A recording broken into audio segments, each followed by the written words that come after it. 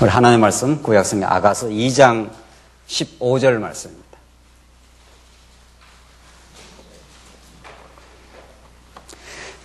네, 찾으신 줄 알고 봉독 드리겠습니다. 구약성경 아가서 2장 15절 말씀입니다.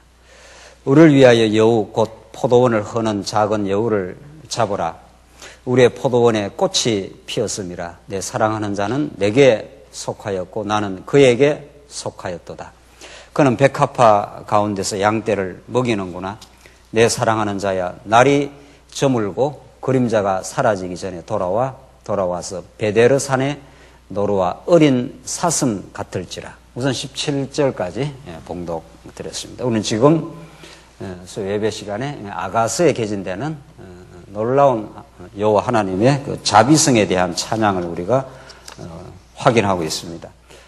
아가서를 포함해서 욥, 시편, 잠언, 전도, 아가가 구약의 가장 절정의 놀라운 복음이라 우리는 그렇게 볼 수가 있는 거죠. 왜냐하면 하나님께서 창세기부터 에스더까지 구약의 그 파란만장했던 그 언약의 역사, 하나님께서 언약하시고 언약을 얼마든지 당신의 능력으로 이룰 수 있지만 그 과정에 얼마나 많은 이스라엘 백성들의 고난, 여러 가지 그 좌절, 때로는 암초, 그런 여정들을 거치면서 하나님은 반드시 그 언약을 이루어 주고야만 합니다. 그 모든 그 굴곡들을 거쳐가면서 하나님이 언약을 이루심은 이스라엘 백성들의 절절한 그의 삶의 깊은 체험을 통해서 정말 발견하신 그 위대하신 하나님에 대한 결국 은혜의 영광을 노래 부르게 하시려고 그렇게 하나님께서 역사를, 그 긴 역사를 아브라함으로부터 시작해서 오늘 이 아가서로 말한다면 다윗 솔로몬 시대까지 그 천년의 역사를 그렇게 길게 수많은 우여곡절을 거치면서 그렇게 하나님이 찬양을 만들어내십니다. 결국 창조로부터 태초까지 이 긴 하나님의 언약 성취의 역사는 결국 새하늘과 새 땅에서 아무도 찬양치 못하게 하시고 우리의 영원한 신랑, 진짜 신랑 예수 그리스도만을 찬양케 하시려는 그런 깊고 오묘한 뜻이 계셔서 이 세상의 모든 역사를 이끌어 가십니다. 결국은 은혜의 영광을 찬미하게 하시려고 이 모든 역사가 필요했다. 그렇게 반드시 결론이 날 거고 또 그 결론까지 하나님께 그렇게 인도를 해 가시는 거죠. 그런 아가서를 우리가 살피면서 정말 오늘 하루의 역사, 오늘 하루도 역사고 지난 주일 이후 3일도 역사고 또 긴 우리가 60년, 70년 긴 지나온 모든 것도 역사입니다. 그 역사에 반드시 의미 있다. 유의미하다. 무의미한 의미는 하나도 없었다. 하나님을 배우기에 가장 적합하고 가장 놀라운 방식으로 하나님이 역사를 인도해 오셨다. 이걸 우리는 아가서에서 확인받게 될 것이고 그때 우리 마음에 모든 복잡한 생각들 또 때로는 염려와 걱정들을 다 내려놓게 되고 하나님을 찬양하게 되겠죠. 아가서가 1장부터 그렇게 전개되는데 아가서는 여러분들 늘 확인하는 큰 틀로 보면은 자비성에 대한 찬양인데 먼저 조건 없이 하나님께서 사랑의 언약을 맺는다. 아브라함에게 찾아갈 때 아브라함은 조건 하나도 묻질 않습니다. 네가 나를 위해서 잘 섬겨라라든가 네가 이런 선한 행동을 많이 했기 때문에 내가 너를 찾아왔다라든가 전혀 없는 거죠. 조건 없는 정도가 아니라 죄악 조건밖에 없습니다. 그 아버지가 우상 장사를 했으니까 완전히 하나님을 안 섬기고 하나님을 반역하는 우상을 섬기는 아브라함에게 무조건적으로 찾아오셔서 언약을 맺는 거죠. 그러니까 이건 너무 놀라운 사건이죠. 창세 전에 하나님이 우리를 예정했다는 것이 근원적으로 그런 말이죠. 우리가 이 땅에 교회를 잘 봉사를 했다든가 교회를 많이 세웠다든가 이런 조건하고 아무 상관없다는 거죠. 하나님이 아비가 자식을 사랑하여 그냥 낳듯이 아무 조건 없이 그냥 자기가 사랑해서 낳듯이 그런 사랑의 대상으로 만세성이 우리를 정해놨습니다. 그리고 변함없이 사랑하겠다. 변함없이 반드시 그 사랑을 성취해주겠다. 이게 아가서 후반부라는 거죠. 그 말은 인간은 끊임없이 불신실하고 끊임없이 하나님을 떠나고 하나님의 은혜를 받고도 여전히 자기 욕망을 위해서 자아 실현을 위해서 살아가는 이스라엘 백성들이지만 하나님은 한 번 언약을 맺으면 불변한 사랑을 이루어내겠다. 그것을 구약 역사 전체를 통해서 하나님 보여주시고 궁극적으로는 당신의 아들을 십자가에 죽이는 방식으로 변함없이 너희를 사랑하겠다고 하나님께서 그렇게 그 사랑의 메시지를 우리에게 그렇게 확증을 하시는 거죠. 자, 우리는 그런 그 컨트롤 속에서 우리는 1장부터 2장 7절까지 우리 지난 시간 그 앞부분 지난 시간 거의 하고 조금 이제 우리가 더 나갔는데 하나님이 그 처음 사랑을 맺는데 그걸 문학적 방식으로 표현을 하는데 이걸 솔로몬과 술람미 관계를 통해서 지금 하나님 표현하겠다는 거죠. 그건 원초적으로 더 올라가면 아담과 하와의 방식. 그게 이미 창세기 1장, 2장, 3장에서 하나님이 3대 언약을 맺고 하나님이 아담에게서 하와를 만들어서 이는 내 뼈 중에 뼈요 살 중에 살이라. 이렇게 해서 가장 그 아름다운 그 천국의 모습을 신랑과 신부 관계를 통해서 이렇게 보여주고 그걸 더 이스라엘 백성들의 역사로 성화시키고 지금은 솔로몬과 술람미 관계로 그렇게 보여주는 거예요. 솔로몬이 누굽니까? 솔로몬은 완전 범죄한 그 씨앗으로부터 나온 거죠. 밧세바라고 하는. 가장 그 다윗의 치욕적 사건, 가장 그 범죄 중에 그 범죄의 그 씨앗이 솔로몬입니다. 그러니까 이미 그 솔로몬의 그 탄생 자체가 하나님의 은혜라는 걸 알 수 있는 거죠. 그러니까 그 범죄한 그 씨에서 나왔으니까 그게 왕이 되지 말아야 되는 거 아니에요? 우리가 도덕적으로 일반적으로 생각한다면. 그러나 그렇지 않습니다. 가장 참혹한 범죄를 하고 우리아를 죽이지 않습니까? 의도적으로 다윗이 그 범죄를 이렇게 그 완전 범죄로 만들려고 그런 씨앗이 솔로몬입니다. 하나님이 그런 죄악의 혈통을 타고 하나님의 왕통을 이어가고 솔로몬을 통해서 결국 뭐를 짓습니까? 성전을 짓습니다. 그러니까 이 아가서 안에도 성전의 모티브가 계속 들어있죠. 성전이라는 것이 누가 만나는 하나님을 만나는 자리입니까? 그냥 백성이 만나는 자리가 아니라 뭐한 백성이 타락한 범죄한 자가 하나님을 만나는 곳이 성전입니다. 그러니까 하나님이 다윗에게 3대 언약의 절정으로 나라를 잘 만들어주고 그 나라 백성들이 또 범죄한다는 걸 압니다. 그래서 뭐를 지었습니까? 솔로몬을 통해서 성전을 지어주는 거죠. 그래야 이 성전을 통해서 이 나라가 장구하게 되고 이 땅 백성들이 하나님을 떠나가도 다시 용서의 길이 열린다 이런 뜻 아닙니까? 그러니까 솔로몬이 이 아가서를 쓴다는 그 기자 자체가 솔로몬이라는 것 자체가 얼마나 참혹한 죄인들을 찾아오시는 술람미처럼 거머스름하다 그러지 않습니까? 문학적으로. 그리고 내가 계달의 장막처럼 참 그 못났다. 그런데 신랑의 눈에는 그 못난 게 보이질 않습니다. 어여쁜 자라 어여쁜 자야. 그 신랑의 눈에는 가장 아름다운 대상으로 그렇게 그려지고 있는 거죠. 우리와 함께 가자. 겨울이 지나고 비도 그쳤으니 우리는 좋은 곳으로 가자. 이렇게 우리 지난 시간 다시 한번 보십시오. 10절 나의 사랑하는 자가 내게 말하여 이르기를 나의 사랑 나의 어여쁜 자 일어나서 함께 가자. 겨울도 지나고 비도 그쳤고 겨울도 지나고 비도 그치고 우리 언약 백성의 인생에 언제나 겨울이 찾아오고 겨울 비가 찾아오는 어렵고 힘든 시절들 이런 거죠.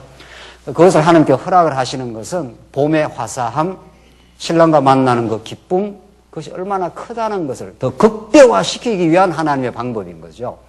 고난이 없이 하나님의 그 놀라운 은혜와 보호를 깊이 못 느끼는 거죠. 그래서 하나님이 겨울을 허락하시고 겨울 비를 허락하시는 하나님. 이제 그걸 이제 거쳤으니 이제 꽃이 피고 새가 우니 나와 함께 가자. 이렇게 신랑이 신부를 초청하고 지금 같이 가자고 그렇게 말하는 그게 우리 지난 시간까지의 그 흐름입니다. 그러니까 여기까지만 우리가 읽어도 아가서 전체를 읽을 수가 있는 거죠. 진짜 신랑 예수 그리스도가 우리 신부를 어떻게 대해준다 하는 걸 우리는 읽을 수 있는 거죠. 우리는 다 거무스름하고 더 범죄하고 뭐 그렇게 사는 인생이지만은 만세전에 하나님이 딱 사랑을 하고 변함없이 조건 없이 사랑하고 그냥 덮어서 본다는 겁니다. 그러니까 솔로몬의 휘장처럼 이렇게 아름답다고 비둘기 같다고 이렇게 이건 뭐 너무 기가 막혀서 우리가 어떻게 다 표현을 다 못하는 거죠. 이게 아가서가 최고의 표현입니다. 하나님이 우리에게 그 전달해 줄 수 있는 문학이 가장 아름다운 언어의 예술인데, 문학이라는 게. 그래서 우리가 문학을 사랑하는 사람들은 뭐 엄청 좋아하지 않습니까? 성경의 이 아가스 문학처럼 최고의 그 언어로 지금 우리를 지금 표현해 주는 거죠. 자, 오늘 본문은, 자, 그런 신랑, 신부가 이제 상봉하고 같이 가자 그러고 이렇게 이제 하는데 어려움이 발생을 합니다. 또, 무슨 어려움? 여우가 포도원을 허려고 들어온다. 이렇게 돼 있잖아요. 15절. 우리를 위하여 여우, 곧 포도원을 허는 작은 여우를 잡아라. 이렇게 돼 있어요. 그러니까 세상의 그 아름다운 이야기에 그 방해 공작, 에스라 느헤미야 표현으로 말하면 성전과 성곽을 지을 때 그 방해 공작이라고 표현이 되어 있고, 연애 사건으로 보면 중간에 한번 이렇게 그 어려움이 발생하는 그런 사건이 없는 그런 드라마는 없는 거죠, 세상에. 그냥 주인공과 남 주인공과 여 주인공이 만났는데 잘 먹고 잘 살았더라, 뭐 이런 거 드라마는 없다는 거 아니에요, 세상에. 반드시 한번 중간에 어떤 고비가 생기고 대적자가 나타나고 방해 공작이 생겨서 성전을 짓다가 중단이 되고 이렇게 되잖아요. 그 에스라 그 말씀을 보면은 하나님이 돌아와서 그 성전을 짓게 하면은 그냥 좀 짓게 하지. 그 왜 그 방해 공작이 집요한 그 원주민들의 방해 공작이 생기잖아요. 그래서 그걸 짓다가 맙니다. 그냥 성전 지대만 이렇게 지어놓고 더 성전을 차마 못 짓고, 하나님께서 그렇게 하신 다음 다시 선지자를 보내고 학계 선지자를 보내고 스가랴 선지자를 보내갖고 막 그들을 격동을 시켜가지고 힘을 내게 해서 다시 하나님이 짓게 하시는 거죠. 그래야 이 성전을 우리의 힘으로, 우리의 지혜로, 우리의 능력으로 지은 것이 아니라 하나님이 은혜로 지어주셨습니다라고 정말 이스라엘 백성들에게 말할 수 없는 그 은혜의 찬송을, 그 기쁨을 누리게 하시려고 하나님 그러신다는 거죠. 지금 여우가 등장을 해요. 선지서에 에스겔서에 보면 거짓 선지자를 딱 여우로 지목을 합니다. 그 표현을 에스겔서 보면은, 그러니까 여우라는 건 거짓 선지자, 좀 포괄적으로 말하면 이스라엘 백성들을 괴롭히는 대적들 이런 겁니다. 그런 그 여우가 이렇게 등장을 해서 언제나 이스라엘 백성들에게는 애굽이라는 그 대적, 광야에서는 그 길을 가는데 그 막는 대적들 늘 그 등장해서 이스라엘 백성들이 곤혹을 겪고 어려움을 겪지 않습니까? 가나안 땅에 들어가도 마찬가지죠. 하나님께서 언제나 그 대적을 아예 옆에 붙여놓는 거 아니었어요. 그래서 사사기는 아예 그걸 옆구리에 가시를 박아놨다고. 옆구리에 가시가 박혔으니까 그게 얼마나 힘들겠어요. 그 옆구리 가시는 그 자체로는 고통이지만 그것은 늘 이스라엘 백성을 경성케 하고 낮아지게 하고 하나님 쪽으로 가도록 그렇게 만들어가는 하나님의 섭리인 거죠. 대적이 하나님이 당신만을 의지하게 만드는 하나님의 수단으로 그렇게 만들어 놓는 거죠. 근데 그걸 잡으라는 거예요, 지금. 그러니까 오늘은 문학적 표현으로 이렇게 되어 있는 거지만 이스라엘 역사 가운데는 수많은 대적들이 이스라엘 백성의 도처에 등장한 구산, 리사다임, 미디안, 언제나 그 대적들이 이스라엘 백성을 들고 치고 그래서 하나님께 나갈 수밖에 없도록 그렇게 만드시는 그 하나님의 섭리입니다. 그래서 16절 보시면은 내 사랑하는 자는 내게 속하였고 나는 그에게 속하였도다. 이거 예수님의 포도나무 비유에 너무 잘 나오는 거 아니겠어요? 그러니까 그 신약의 예수님도 구약을 잘 알고 있기 때문에 구약의 이미지를 잘 알고 있기 때문에 그걸 그대로 이렇게 인용해서 많이 씁니다, 실제로. 사랑하는 자는 내게 속하였고 나는 그에게 속하였다. 그게 완전히 한 몸이라 이런 뜻 아니에요. 계속 지금 아가서가 침상 비유가 나오고 서로가 서로에게 속했다는 비유가 나오고 이게 전부 신랑과 신부가 한 몸을 이루는 다 비유인 거죠. 그러니까 대적자는 신랑과 신부의 사랑을 갈라놓는 게 아니고 밖에서 많이 때리니까 대적은 신랑과 신부가 더 어떻게 되는 겁니까? 더 사랑이 공고해집니다. 사실은 더 공고하게 만드시는 하나님의 섭리라는 거죠. 그러니까 더 뜨겁게 만드는 거죠. 환란이 신랑을 더 의지하게 되고 또 신랑에게 더 속하게 만들고 신랑은 신부를 더 이렇게 끌어안게 되고 그게 이제 대적들의 그 환경이 그렇게 만들어주는 거죠. 그래서 이 땅의 교회가 환란을 통과하지 않는 교회가 없는 거죠. 환란을 통과하면 할수록 우리 신부된 우리 교회는 신랑에게 더욱 이렇게 속하게 되는 거죠. 더 그의 사랑의 품으로 그의 보호의 그 울타리 안으로 들어가고자 하는 거니까. 그래서 하나님께서 그 대적을 허락한다는 거죠. 그래서 사랑을 더 뜨겁게 만들게 하기 위한. 안 그래도 사랑하는 거지만은 신부 입장에서 더 신랑을 더 절절하게 그 의지하게 만들게 하는 그런 섭리로 하나님이 이스라엘 백성들에게 언제나 옆에 가시를 붙여놓고 대적을 붙여놓고 그렇게 하나님의 섭리를 해왔습니다.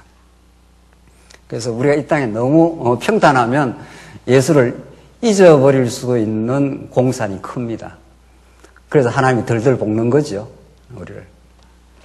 덜덜 볶는다는 게 별로 표정이 안 좋으신 것 같은데 덜덜 볶아서 자꾸 우리 신랑 앞으로 오도록 자꾸 이렇게 만드십니다. 그래서 이 땅에 광야는 끝이 나지 않습니다. 영원한 새하늘과 새 땅에 이르기까지는 잠시 또 우리 쉬게 하고 또 다시 새로운 시련의 광야로 인도하고 그 속에서 힘들다가도 다시 안식의 신랑 품에 또 들어가서 쉬게 만들고 그래서 그것이 더 달콤하도록 그렇게 만드신 거죠. 하나님이 하시는 섭리가 그렇다는 거죠. 17절 내 사랑하는 자야 날이 저물고 그림자가 사라지기 전에 이렇게 돼 있잖아요. 이게 심판의 날 되는 것이죠. 예, 창세기에도 그 하나님이 날이 서늘할 때 하는 것이 사실은 그 심판의 날 이런 뜻인데 내 사랑하는 자야 날이 저물고 그림자가 사라지기 전에 하나님의 그 진노의 심판의 날이 있기 전에 돌아와 베데르산의 노루와 어린 사슴 같을지라 그렇게 심판의 날이 이르기 전에 그리스도의 품 안에서 너희들이 평안을 얻기를 바란다고 그렇게 오늘 요컨대 15절로 17절은 신랑 품으로 빨리 들어오라는 건데 들어오게 만들기 위해서 여우를 하나님께서 이렇게 허락을 해놔가지고 대적자를 줘가지고 그리스도의 품 안으로 이끌어 가시는 기묘한 하나님의 섭리가 이스라엘 역사의 도처에 언제나 그렇게 있었고 하나님 그래서 느부갓네살을 손을 들고 때려치고 다시 하나님께서 또 풀어주시고 때리시고 싸매시고 하면서 하나님 품 안으로 오도록 하나님께 늘 그렇게 만들어 주셨습니다. 3장으로 넘어가면은 3장 1절로 5절 이제 마지막 신랑 신부의 상봉의 장면인데 한번 헤어집니다. 또 이 꿈속에서 이 신부가 신랑을 잊어버리는 거죠. 헤어져서 그 헤어진 신랑과 신부가 만나서 다시 서로 사랑을 노래하도록 그렇게 만들어준다.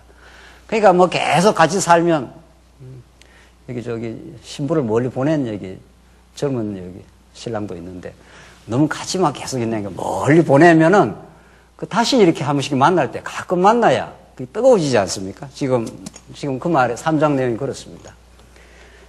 3장 한번 보십시다. 내가 밤에 침상에서 마음으로 사랑하는 자를 찾았노라. 찾아도 찾아내지 못하노라. 잊어버린 겁니다. 이게 꿈에서. 그러니까 지금 대적들이 지금 우글거리는 여우들이 지금 포도원을 기습을 하고 있는 이런 어려운 상황에서 신랑 품으로 들어갔는데 너는 내게 속하고 나는 너에게 속했으니까 한 몸이다 이 말 아닙니까? 우리는 그리스도 안에서 완전히 한 몸을 이루고 있는 건데 그리스도에 속한 자들인데 지금 침상에서 밤에 꿈속에서 잊어버렸습니다. 신랑을 잊어버렸으니까 얼마나 놀라겠어요? 신랑을 잊어버렸으니까. 그래서 2절에 이에 내가 일어나서 성 안을 돌아다니며 마음에 사랑하는 자를 거리에서나 큰 길에서나 찾으리라 하고 찾으나 만나지 못하였노라. 자, 지금 찾아다니는데 지금 만나지를 못합니다. 그러니까 너무 절박해지는 거죠. 그 사랑하는 자 품에서 안식도 없고 평안도 없고 사랑도 받고 보호도 받고 이제 이런 삶으로 갔다가 지금 이렇게 헤어져서 지금 찾지 못했다. 그래서 다급해졌습니다. 3절 성 안에 순찰하는 자들을 만나서 묻기를 그러니까 뭐 되는 대로 이제 신랑을 찾아야 될 거 아니에요. 그러니까 순찰하는 사람이 있으니까 순찰하는 사람 만나서 묻기를 내 마음으로 사랑하는 자를 너희가 보았느냐 하고 허겁지겁 막 진짜 신랑 찾는데 지금 급급합니다. 그들을 지나치자마자 마음에 사랑하는 자를 만나서 그를 붙잡고 내 어머니의 집으로 나를 잉태한 자의 방으로 가기까지 놓지 아니하였노라. 이 놓을 리가 없는 거죠. 한번 잃어버렸다가 다시 붙들었기 때문에 더 그 붙드는 그 손이 이제 강렬한 거죠. 이건 뭐 하나님께서 아브라함에게 언약하셔서 아브라함을 당신의 복의 근원이 되게 해주시고 젖과 꿀이 흐르는 땅을 주고 열국의 아비가 되어준다는 이 사랑의 언약을 맺었는데 실제로는 그 하나님을 떠나게 된 거 아니에요. 그래서 애굽 땅에 들어가고 완전히 애굽에서 애굽 신을 섬기면서 하나님 까마득하게 잃어버리는 하나님을 잊어버린 그런 세월이 있는 거죠. 그러니까 이스라엘 백성들이 얼마나 그 신음이 하늘에 상달이 됩니까? 이스라엘 그건 애굽에서 살 백성들은 아니잖아요. 하나님께서 훈련을 위해서 애굽에 살게 한 거지만 그러니까 그들이 신음이 하늘에 그 상달될 때 하나님께서 그 신음을 들으시고 아브라함 언약을 기억하사 이제 찾아왔다는 거 아닙니까? 그런 것처럼 지금 이 신부가 깜빡 그 신랑을 잊어버렸습니다. 그 잊어버린 이유는 여러 가지 뭐 이스라엘 역사 가운데도 있고 우리 영적 상태도 있죠. 우리가 이미 만세전 하나님의 자녀로 신랑의 그 신부로 이 땅에 이미 선택되고 사랑받는 자로 우리가 이 땅에 와서 우리 멋대로 살다가 하나님 잊어버릴 때가 얼마나 신랑을 잊어버리고 살 때가 많습니다. 그리고 실제로 범죄를 많이 하고 간음을 하고 이스라엘 백성의 표현대로 말하면 음녀라고 할 정도로 세상과 짝하고 그렇게 살다가 보면은 신랑을 까마득하게 잊어버리기도 하고 또 신랑을 찾아갈 자신감도 잊어버릴 때도 있습니다. 내가 이 정도밖에 안 되는데 이런 거죠. 그때 사실은 신랑이 우리를 찾아와 주시고 여전히 불변의 사랑을 고백을 해 주시고 오늘 여기 표현대로 말하면 4절 다시 한번 보십시오. 그들을 지나치자마자 마음에 사랑하는 자를 만나서 그를 붙잡고 내 어머니 집으로 나를 잉태한 이의 방으로 가기까지 이게 원고향으로 가기 잉태한 자의 방이니까 원래 그 자리로 창세전 하나님이 우리를 사랑했던 그 자리로 우리가 영원까지 가면 그렇고 역사적으로 보면 하나님께서 아브라함에게 원래 약속한 대로 너희들은 나를 버리고 애굽에서 다 방황했고 범죄했고 광야에서 끊임없이 나를 배반했어도 나는 원래 너와 맺은 그 고향의 땅 한 번 조건 없이 맺은 약속 너 만약에 조건으로 내가 맺었으면 너 같은 거 내 버려버려도 마땅해 이런 거죠. 이스라엘 백성들이 애굽에서 이방신 섬기고 광야에서 끊임없이 반역합니다. 끊임없이. 그들의 행위대로 말하면 조건을 보고 맺었으면 딱 버려야 마땅한 백성들 아니에요. 베드로가 얼마나 그 큰 소리 빵빵 치고 내가 죽을지언정 예수님 따라가겠다고 그랬습니까? 그 베드로의 그 언행대로 말하면은 그 딱 버려버려야 됩니다. 정면에서 예수님을 부인하고 그것도 3번이나 부인하고 마지막에는 저주하며 딱 부인했지 않습니까? 이게 이스라엘 백성도 마찬가지고 신약 성경에 나온 제자들의 그 범죄의 모습 그리고 예수님을 정면으로 3번 부인하는 그런 모습은 정확하게 여러분과 저의 모습입니다. 성경에 나타나는 모든 그 언약 백성들의 죄와 그 제자들의 그 범죄, 어리석음, 부인의 모습 그건 정확하게 우리의 모습을 이렇게 비추어내는 초상화들입니다, 사실은. 우리 이렇게 뭐 좋은 말씀 듣고 해도 우리는 우리 뜻대로 살고 싶고, 우리 범죄하고, 하나님 배반하고 살 때가 많고 그렇잖아요. 그 행위대로 말하면은 예수님이 그 베드로를 거두어들이면 안 되는 거죠. 근데 예수님 너무도 잘 알고 계시고, 내가 너희보다 먼저 내가 갈릴리 가 있겠다. 예언까지 미리 해줍니다. 너는 다 범죄하고, 다 낭망해가지고, 디베레 바닷가, 갈릴리 바닷가에 가 있을 것이다. 그때 내가 먼저 가서 고기 다 구워놓고 그렇게 그 베드로를 용납하지 않습니까? 네가 나를 사랑하느냐고. 그렇게 아주 가장 이 땅에서 가장 무서운 질문이기도 합니다. 우리는 그 예수님을 우리 옛사람으로 사랑하지 않습니다. 자기를 너무도 사랑합니다, 우리가. 우리를 지독할 정도로 우리가 자기를 사랑하지 성령의 능력이 아니고는 절대로 우리는 예수님을 사랑한다 이런 말을 못하는 거죠. 자기를 너무도 사랑하니까. 그러니까 주님이 아시지 않습니까? 주님이 성령께서 내게 찾아오시고 나로 하여금 당신의 그 위대하고 놀라운 청량할 수 없는 사랑을 깨닫게 해야 내가 비로소 당신을 사랑할 수 있게 되는 거지. 심지어 뭐 가족도 심지어 때로는 교회도 우리 자신을 위해서 할 때가 너무도 많습니다. 정말 우리가 주님을 위해서 하는 거는 성령께서 찾아왔을 때입니다. 깨닫게 했을 때입니다. 정말 성령께서 우리 안에 복음으로 역사하시고 하나님의 은혜의 감동으로 역사해야 우리도 모르게 그렇게 하는 겁니다. 정말로. 그렇게 하고 나서 이게 너무도 감사하게 되는 거고 자기가 했다는 그런 자의식이 없어지는 거죠. 그러니까 지금 그런 그 이스라엘 백성들, 그런 제자들을 예수님이 또 덮어주시고 원래 고향으로 오늘 표현대로 말하면 나를 잉태한 이의 방으로 가기까지 놓지 아니하였노라.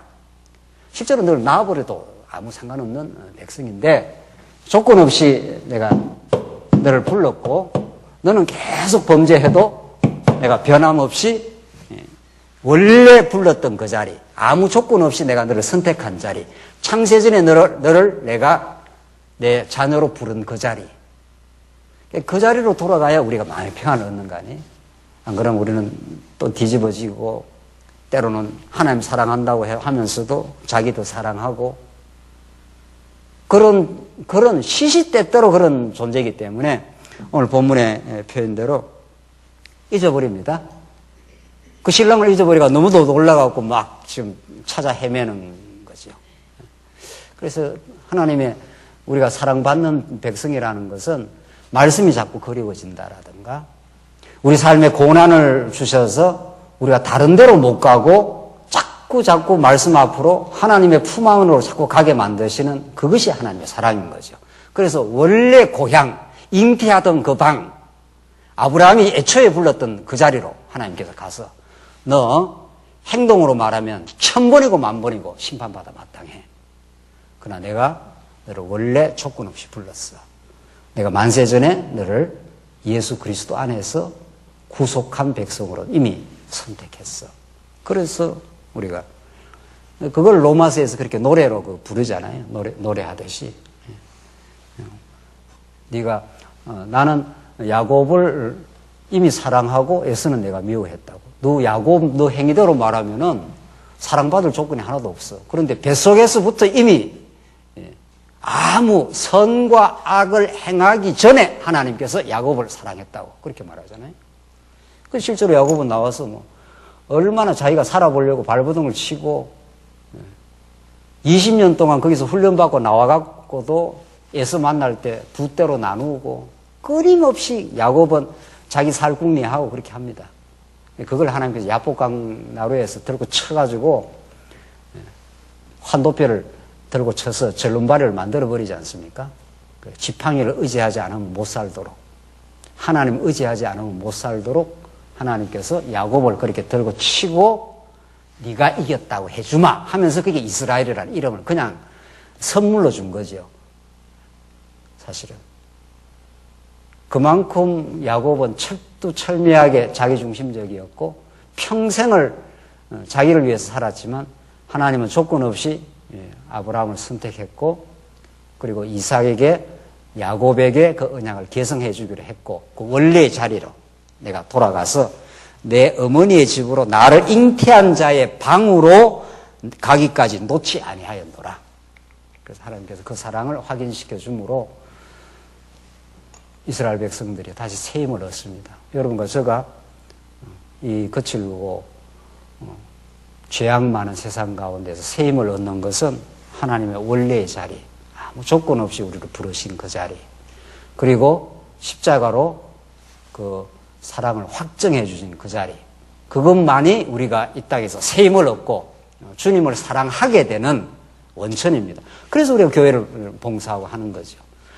우리가 평생을 몸을 다 갈아서 드려도 그 사랑을 갚을 수는 없는 거죠. 우리가 부모님 사랑 갚겠어요. 우리 뭐 며칠 전에 부모님 은혜라 그러는데 부모님이 우리 사랑한 사랑을 우리가 다 갚을 수가 없고 갚을 수가 없다는 표현 말도 성립이 안 될 정도로 우리는 그 사랑을 좀 받은 것을 그냥 내리사랑으로 조금 표현할 뿐이지 우리는 보답할 길이 없는 거 아니에요.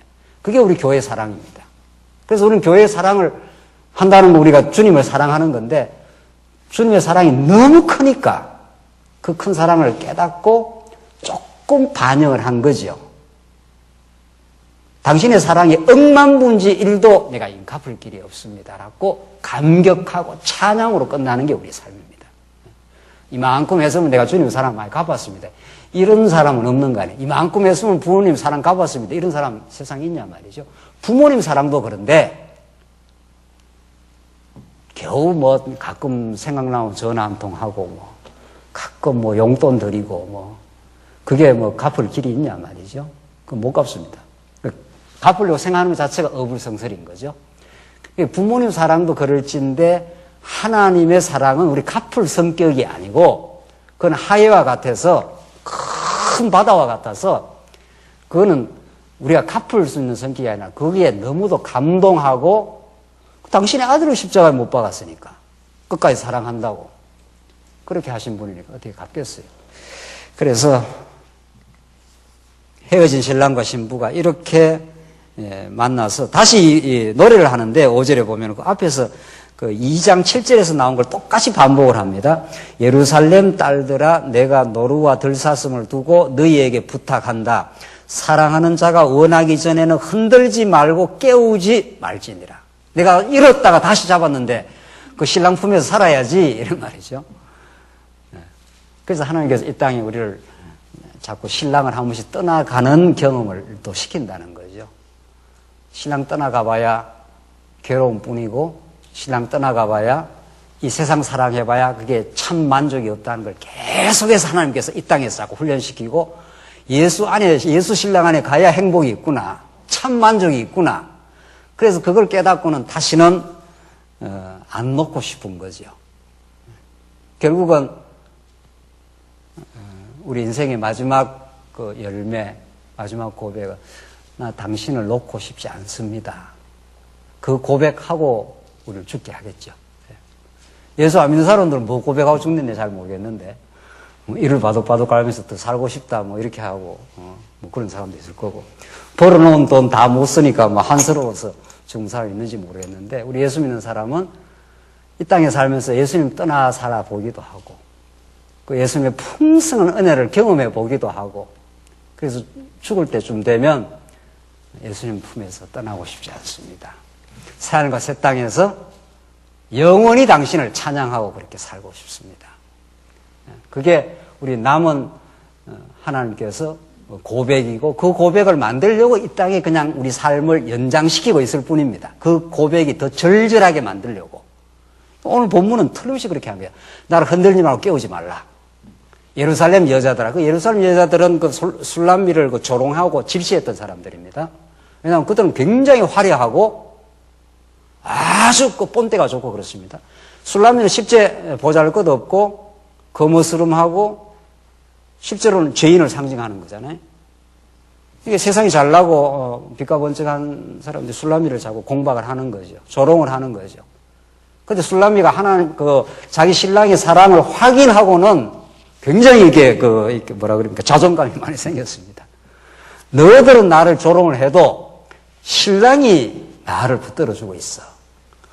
그게 우리의 크리스찬의 그 힘인 거죠.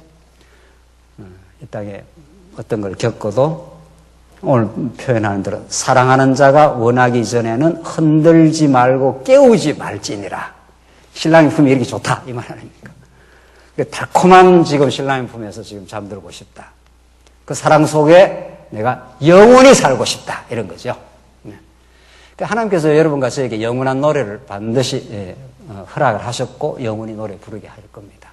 이 땅에 떠나보기도 하고 이 땅에 고난도 겪어보고 겨울 비를 맞아보기도 하고 많이 어려움을 겪어보면서 신랑의 그 품이 얼마나 달콤하고 좋은지 흔들지 말고 깨우지 말라 이렇게 하지 않습니까? 왜냐하면 신랑 품이 최고니까. 그게 가장 좋은 거니까. 교회는 그런 노래가 있는 곳입니다. 그 문재인 씨가 대통령이 되니까 엄청 환호를 하더만은요. 그 지지하던 사람들이. 어젯밤에 말입니다. 밤에 보니까 엄청 환호를 해요. 막 계속 연호를 하지 않습니까? 천국 가면 그 정도가 아니고, 그 정도가 아니고, 그거는 어젯밤에 조금 하면 오늘부터 이제 대통령 하기 좀 힘들지 모르죠. 천국 가면 우리는 영원히 우리 예수 신랑을 연호하고 찬양을 할 겁니다. 영원히. 아무리 불러도 다함이 없는 우리를 죽기까지 사랑하신 그분, 그렇게 실패하고 꼬꾸라지고 부인하고 해도 끝까지 변함없이 찾아와서 피를 흘려 죽기까지 자기의 생명을 지불하여 사랑해 주신 분, 그 자비하신 분, 이런 거죠. 그 영원히 그분을 우리가 찬양하지 않겠어요? 연호라는 건 계속 부른다는 거 아니에요, 계속. 어제 막 계속 찬양을 하더만요. 그러니까 인간 대통령한테도 그 지지를 한 사람들이 그 사람이 됐기 때문에 그렇게 좋아갖고 승리의 그 연호를 하는데, 예수님이 이 땅에 오셔서 참 십자가로 승리하시고 부활로 우리를 의롭다 하시고 우리를 사랑하는 자라고 확정을 해 주셨으니 우리가 어떻게 연호를 안 하겠냐 말이죠. 우리 지금도 교회에서 우리 찬송하는 게 그런 거 아니에요. 최고 하면서 막 이렇게 계속 우리 예수님을, 얼마나 그 지지자가 신이 납니까? 막 신나서 하는 거 아니에요. 그 순간만은 막 그 사는 그 의미가 충만한 거죠. 그 사람들이. 근데 그거 정도겠냐는 거죠. 대통령은 우리를 위해서 목숨 안 바칩니다. 절대로. 자기 권력을 추구하고, 국민을 좀 사랑한지는 모르지만은, 우리 진짜 왕 중의 왕이신 그분은, 그는 참으로 하나님과 동격이신, 동등한 권세와 영광을 가지신 분이지만, 그 영광을 버리시고, 자기를 비어 우리에게 찾아오시고, 우리를 죄 없다 해주시고, 그래서 십자가로 당신의 사랑을 확증하시고 그렇게 부활하신 분입니다. 그러니까 우리는 영원히 그를 노래 부르겠죠. 영원히. 그러니까 오늘 표현이 그런 거 아닙니까? 사랑하는 자가 원하기 전에 흔들지 말고 깨우지 말라. 그 품이 너무도 달콤하고 그분 때문에 내가 사는 것이니까, 이런 말이죠. 마지막으로 6장 조금 하고 6절하고 끝내죠. 6절로 이제 영광스러운 혼인잔치로 이제 넘어가는데, 이제 만났으니까 혼인잔치를 해야 될 거 아니에요. 이렇게 만났으니까. 뭐 헤어졌다가 만나졌으니까 다시는 놓기 싫은 거죠. 그래서 6절로 11절 보면 솔로몬의 위용, 영광스러운 모습에 대해서 아가가 노래를 합니다. 그 신랑이 얼마나 대단한가 하면 이런 말이죠. 몰약과 유황과 상인의 여러 가지 향품으로 향기 풍기며 연기 기둥처럼 거친 들에서 오는 자가 누구인가. 아주 막 여러 연기 기둥이 막 이렇게 피어오르는 것처럼 이 승리의 그 신랑이 오는 그런 걸 이렇게 표현을 그렇게 한 거죠. 7절 볼지어다 솔로몬의 가마라 이스라엘 용사 중 60명이 둘러쌌는데, 그 가마가 얼마나 위용이 있는지 60명이 둘러싸고 호위 부대가 이렇게 생겼다는 거 아니에요? 대통령은 경호원 한 6명 옆에 쫙 걸어가더만, 대통령. 오늘 아침에 보니까. 60명의 이 호위 부대가 솔로몬 그 가마를 둘러 타고 있으니까 얼마나 그게 영광스러웠냐. 예수님 장차 오실 때 천군 만마를 옆에 호위하고 그래 오십니다. 우리를 만나주러 그렇게 오시는 거죠. 그가 철장 권세를 가지고 우리를 괴롭히는 대적들을 질그릇 때려 부수듯이 이 사단 권세를, 욕망과 시기, 분노와 갈등, 우리를 괴롭히는 이 사단 권세들을 육신의 소욕을 때려 부수기 위해서 예수님 오실 때 철장 권세 가지고 천군 만마와 더불어 이 땅에 오셔서 다 때려 부수고 무정에 쳐넣어버리고 우리를 산과 새 땅으로 그렇게 인도해 주십니다. 그날이 반드시 있다는 거죠. 이건 환상이 아니고 실제입니다. 이건 문학적 환상이 아니고 예수님 반드시 그렇게 실제로 오실 거죠. 그래서 우리는 이 잠시 잠깐 사는 이 고난 많은 세상이지만 그런 실제 같은 꿈 같은 진짜로 이루어질 그날이 반드시 있다는 것이죠. 오늘 솔로몬의 위용이 그렇습니다. 솔로몬은 장차 오실 메시아의 그 위용을 그림자적인로 보여주는 인물이니까. 그래서 8절 다 칼을 잡고 싸움에 익숙한 사람들이라. 칼을 잡고 싸움에 익숙한 호위 부대들이 있으니까 얼마나 그 대단한 권세와 위용을 보여주느냐 말이죠. 밤에 두려움으로 말미암아 각기 허리에 칼을 찾느니라. 솔로몬 왕이 레바논 나무로 자기의 가마를 만들었는데 이 레바논 나무 계속 나왔잖아요. 앞에서도 이 백향목, 잣나무 이게 전부 성전의 이미지를 갖고 있습니다. 예. 솔로몬하고 성전 이미지가 어울리고 이것이 신랑 신부 만남으로 이루어집니다. 왜냐하면 성전이라는 게 하나님 만나는 곳 아니에요. 침상이라는 것이 신랑과 신부가 만나는 곳 아니에요. 그 만나야 그 행복한 거니까. 그래서 지금 자꾸 이게 레바논 나무, 침상, 그 성전 이미지가 이게 자꾸 등장하는 거죠.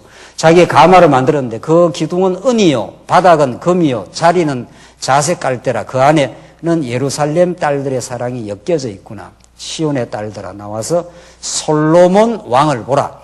혼인날 마음이 기쁠 때 그의 어머니가 씌운 왕관이 그 머리에 있구나. 어머니가 씌운 왕관, 이 은혜스러운 왕관, 이 밧세바를 상징하는 솔로몬은 아무 자격이 없지만은 그냥 다윗이 밧세바를 그냥 덮어 사랑하는 거죠. 열왕기 상하에 보면은 아도니아가 왕이 되려고 막 그 아도니아 왕이라 했을 때 그 밧세바를 통해서 그렇게 솔로몬이 왕이 되도록 다윗이 그렇게 합니다. 그러니까 이 솔로몬 왕의 위용이 얼마나 큰지 실제로 솔로몬은 범죄한 자의 자녀이지만은 하나님께서 언약으로 이미 붙들었고 그의 실수와 범죄를 통해서 오히려 하나님의 놀라운 그 은혜를 드러내시는 그래서 솔로몬 왕의 그 위용, 신랑의 대단한 이 위용이 이 혼인잔치를 참으로 복되고 아름답게 만들어줄 것이라고 하나님께서 오늘 아가서는 그렇게 말합니다. 우리 전체적으로 정리하자면은 하나님은 아무 조건 없이 사랑했습니다. 언약 백성들을 여러분과 저를 아무 조건 없이 사랑했고 우리는 끊임없이 반역하고 불순종해도 하나님은 변함없이 사랑합니다. 어디에서? 예수 그리스도 안에서. 그래서 우리를 진짜 영원한 신랑의 품 안에서 영원히 그분을 연호하며 찬양하며 그 기쁨을 벅차게 누리게 살려고 우리를 때때로 이 광야에서 범죄 가운데 허덕이게도 하시고 고난 가운데 어려움을 겪기도 하시고 겨울비를 만나서 힘들기도 합니다. 그러나 하나님께서 봄이 반드시 찾아오고 신랑이 우리 신부된 우리를 함께 가자고 어여쁜 자라고 다시는 흔들지 말고 깨우지 말라고 우리 신부는 그렇게 신랑의 사랑을 확인하고 우리는 평생을 이 진리 안에서 평생을 우리 광야 같은 세상 가운데 고난을 겪으면서 그 한 분의 사랑을 깨닫게 하시려고 우리에게 모든 걸 허락하셨습니다. 어떤 것도 그 사랑의 반영이 아닌 것이 없고 사랑의 열매로 이어지지 않는 우리의 과정은 없습니다. 하나님 실수할 리도 없고 여러분과 저에게 무의미한 고난을 줄 리도 없습니다. 우리 교회에 무의미한 시련을 줄 리도 없는 그 하나님 살아계시고 우리의 그 불변의 사랑을 우리에게 확증하고 계십니다. 기도하십시다. 자비하신 하나님 아버지 은혜를 감사합니다. 오늘 술라미와 솔로몬의 이 지극하고 놀라운 거룩한 사랑을 통해서 우리의 진짜 신랑 되시는 우리 예수님과 우리를 그려줌으로 우리가 이 진리 안에 살게 하심을 참으로 감사합니다. 우리가 이 땅에 때때마다 세상 것을 찬양하고 자신을 찬양하기에 급급했던 우리의 허탄했던 삶을 이제 다 십자가에 못 박게 하시고 우리의 신랑 그리스도만을 찬양하며 그 품 안에 사는 것이 얼마나 좋은 것인가를 우리는 때때마다 신랑의 품을 떠나서도 깨닫습니다. 모든 걸 합력하여 선을 이루시는 그 하나님의 섭리를 믿고 우리가 지치지 않고 전진케 하시옵소서. 예수님 이름으로 기도하옵나이다. 아멘.